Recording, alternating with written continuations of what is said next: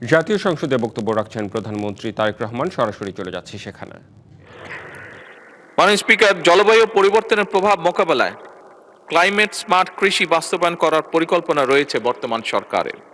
লবণাক্ততা, খরা ও বন্যা সহ সহনশীল ফসল চাষ, পানি ব্যবস্থার উন্নয়ন এবং টেকসই কৃষি প্রযুক্তি ব্যবহারের মাধ্যমে কৃষিকে পরিবেশ বান্ধব করা, কম সেচ, কম রাসায়নিক সার ও কম কীটনাশক প্রয়োগের মাধ্যমে ফসল উৎপাদন, প্রিপেইড মিটার স্থাপন এবং সেচের অল্টারনেট ওয়েটিং অ্যান্ড ড্রাইং পদ্ধতির মাধ্যমে খরাপ্রবণ অঞ্চলে ভূগর্ভস্থ পানির ব্যবহার কমিয়ে পরিবেশের ভারসাম্য রক্ষা, মোবাইল অ্যাপ যেমন খামারি অ্যাপস ব্যবহার করে স্থানভিত্তিক উপযুক্ত ফসল চাষ করে সেচ, সারসহ অন্যান্য